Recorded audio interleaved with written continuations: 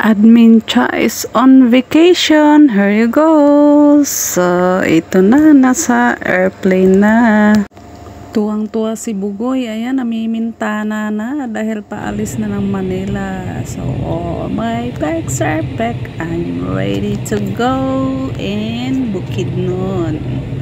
So, here we are. Ayan, dito na nga sa airport at ang bugay ko ay nakahawak sa aking laylayan. So, buti na lang ay namantin ako ng bago. Ay, para pag nahila, I'm sure hindi tayo mapapahiya. Ayan, si Bugoy nauna-una na dahil excited na rin sa bakay ng airplane. Ayan na, bumitaw na ang bugay. So, ayan, gumagaya sa kuya niya. At ito na nga, habang naghihintay ng departure, ayan, naglalaro-laro na ang mga dalawang bata. Ayan, walang magagawa, gabing-gabi na yan. Kasi gabi pa lang, nandito na sa airport. At takot maiwanan ng airplane, so mahirap na. Wala tayong pambili ulit ng Reebok.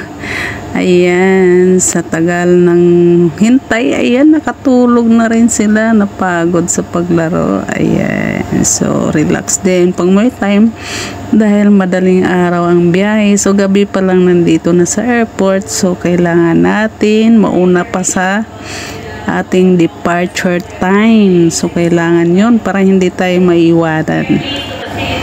At ito na, ready na tayo pumasok sa ating sasakyan at nag-paging na, pero tulog pa rin ang mga bugay at bugoy. At kailangan na natin gisingin para sumakay na sa airplane. Ayan, nakapasok na kami at paalis na, palipad. Sa madaling salita ay lilipad na. Ito na at nag-aabang si Bugoy sa aming paglapag. Ayan, habang pababa, nag-ascending at touch the ground na. So, yay! Nasa Mindanao na. Nakarating na talaga ang taga Manila to Mindanao.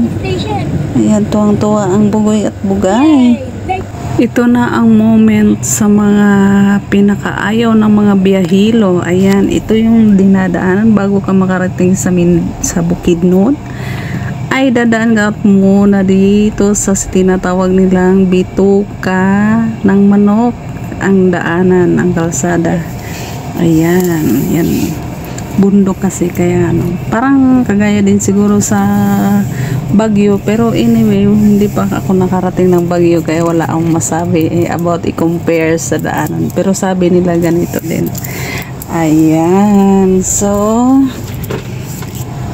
enjoy ang biyahe, malayong biyahe.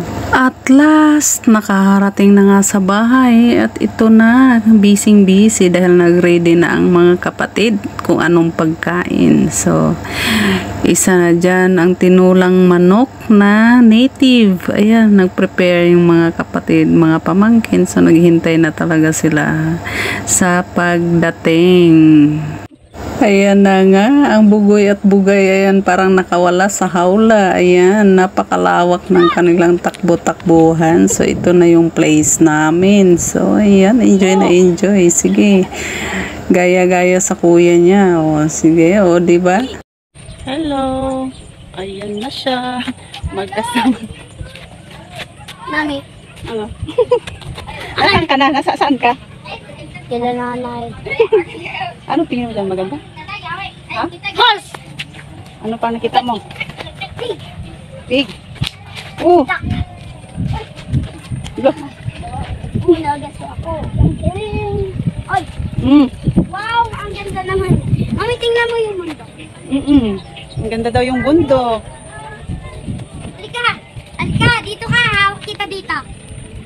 Hawak kita. Yes. Oh!